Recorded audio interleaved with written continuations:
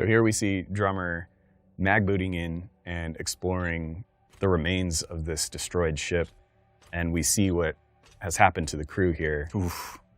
Savagely taken down. Was that a headless crew member? Yeah, that's right. Yeah. There are quite a few in here, and in fact, you can find those severed floating heads inside the bridge when you're exploring in the game here. Day in the life of a scavenger in the belt.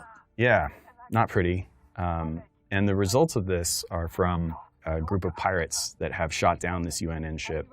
They managed to kill and capture most of the crew. And what you're seeing here is what has been left over. That's right. So we were hoping to find something in here, and what we found is death. And drummer's not the only person in her crew scavenging. We just got a call. Another crew member, Rayan, that's right, is in dire circumstances, so the player is navigating through and trying to get to Rayan as quickly as they can. So you'll notice, this is a Telltale game, so we're really trying to lean into the character-first storytelling, and we also wanted to expand it a bit and make sure that when we're exploring, we're using things like zero-G, and then we also have these cinematics that you've come to know and love from, Deck Nine's history in making narrative games, and trying to have that Telltale feel to it, that when we're finding these things, we're seamlessly blending them. Right. And a part of that also is going to include really difficult choices, which I think drummer's about to face. Yeah, so what we're seeing here is a huge amount of cargo supplies within this vault that's contained to the side, or is pulled to the side of the ship. So that's like super important, super valuable for scavengers. Whatever's in that box is like months of something. It's oxygen, it's food, it's munitions. It's things that, the reason you're out here, it's finding those supplies. Right. So we can cut off his leg and keep it, or in this case, we can push the vault out and lose the supplies, but at least Rayan gets to keep his leg. I love that we tell you that Rayan will remember that. I'm pretty sure Rayan will remember. Yeah. You just jettisoned a bunch of supplies to save him. Not only will Rayan remember that, but the crew will too. Yeah. So how far out do the consequences of the choices play throughout the story? Like, this could be the very beginning of the game. Are we going to see consequences for that? Yeah, this will carry through the entirety of the game. This will affect the ending. So these choices are very important, and they not only affect this character, but it affects the plot, the story, going forward. Right, and the rest of the crew. And in drummer's mag boots, as it were, you have to care about the kind of alchemy, the politics of everyone involved that's on your ship. That's right. So in this case, Cox, our captain, is really upset that we just lost that haul. Right. And so is his brother, Arlen, who's kind of disappointed into what's happened here. So that's the results of what we're seeing. But then Maya appreciates and says, this is the right call here, Cap. So side note, that blood streak is crazy. Yeah. This is sort of our way in to tell the player, hey, there's something in here. and you find a lot of the remains. There's also collectibles in this room that if you scavenge hard enough, you'll find them. We also have items that you can find in the world that give you more detail about what happened here, whether it's radio logs or you'll get mission logs, things like that. I think that's one of my favorite parts of the game is that the narrative there is a core narrative. There's a very cinematic central story, but so much story comes out of the player's agency, choosing where to go, what to see, how to interact with the world. Really feels like you're in drummer's shoes. In this scene, we're finding that we can't get into the captain's quarters and we need to find a hand to scan in here. Oof. Yeah, it's going to be a fun mission to go out and locate the right hand. Might be difficult to get his body back to the door, though. Don't need all of him. Oh, God. Wow. Then we're back into it. Here we're meeting Maya for the first time. Maya is an ex-Martian. She's a defector from the MCRN, and she's been in the belt for a few months, but she's adapting pretty well, but she's still kind of learning. And we have a little bit of a friendly competition. She's strong, she's smart, and so we're about to get into a little bit of a sparring match here. I love it. As much as Maya's a newcomer to maybe the scavenging life, she can definitely keep drummer on her toes.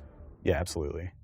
And I think it's sort of a surprise that drummer can get attached to somebody who's not from the belt, right? She's from, she's an inner. Anyone who knows her from the show would I think, be curious exactly about how that works. Well, she's also, in the show, she works for Fred Johnson, who is a former inner.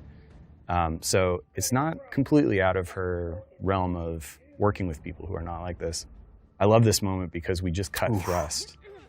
And it means that the 0G moment, Maya takes advantage of it. And we see her, again, beginning to adapt here. And I don't think Drummer minds. I think she's a little impressed. Yeah. So from this moment, and I love this shot because we have Maya going down to the floor and Drummer on the ceiling, as it were. There is no up and down, technically, but it feels pretty awesome. Yeah. And that was Maya's first victory. Yeah. So, yeah. Whether or not that was 100% earned or not, we'll leave it up to the player to discern. But, yeah, this is a fun introduction to the character. And using... Yet another incredible shot of space, debris, blown up ships. Yep. And then we get to see Io here. Maya's kind of nerding out on the fact that it's not having a crazy amount of volcanic activity. It's kind of in plain sight. And this is fascinating to her because she doesn't get to see stuff like this every day. For Drummer, though. Right. This is day to day. Maybe this is even all she's known. Yes. I think it's interesting that for us, space was spectacular and cool. For Drummer, maybe a little bit normal. And then we get to see Drummer through Maya's eyes and look at it a different way. Yeah. And you can look at it from the perspective of somebody who has felt oppressed by the Inners and the UNN and Earthers who've taken over something like that moon, claimed it as their own, and used those resources sent them back to Earth. Someone like Drummer is an awesome character to work with, and we're super excited to show you guys what she's like in the game.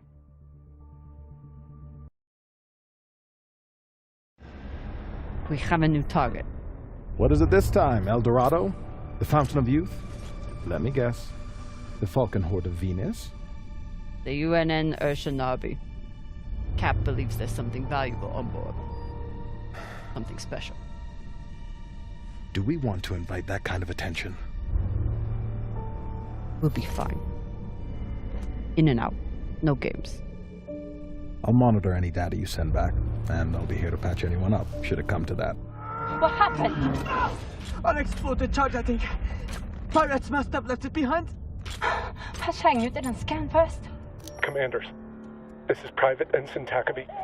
The pirates have asked me to report the following. All crew members have been killed or captured. The pirates do not wish to kill anyone else. If you open the gate now and allow them to complete their search, no more lives will be lost. If you do not comply... Oh God, no. Please don't. Drummer, his suit is punctured and losing pressure. You need to release the vault and patch him now or he could die. Belay that. That vault has O2, fuel. We can't afford to lose it. Where are you going to go, Kamina? Anywhere but here.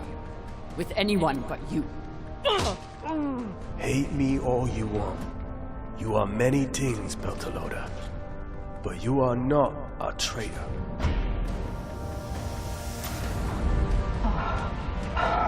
Hold on. What are you doing?